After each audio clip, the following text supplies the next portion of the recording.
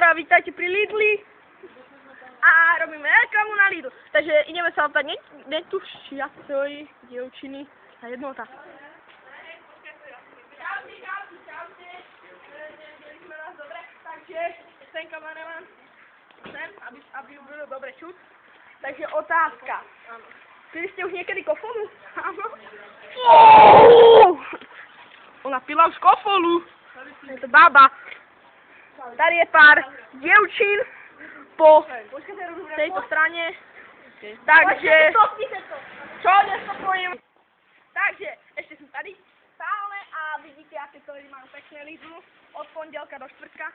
Áno. Od pondelka, od štvrtka. Takže nic, to som sa trošku rozpépel. Takže tady ešte máme jednu otázku. Máme tady jednu otázku na pani Sabinu. Kde si Sabina? Áno, volá sa Sabina, veď, jak som tu ja uhodol. Ja som ide. No, takže mám ešte na vás jednu otázku. Chodíte často do Lidlu? Áno, každý deň, 10-krát denne. A čo tam chodíte kupovať? Kondómy? Durek, akože víš. Takže Mondosu. Čo to znamená? Potom. Stránujeme. Ďalej, pani. Kofola, energy drink. Ale Edko si tam chodí kupovat můj kamarád, víte, on tam chodí kupovat jedlo. Ano, taky prostý jeden chalan, který vypadá přesně jako ty.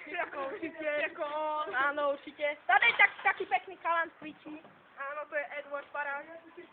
Ano, určitě. No, tak jdeme dále. Takže toto už bylo konec otázok na paní Sabinu.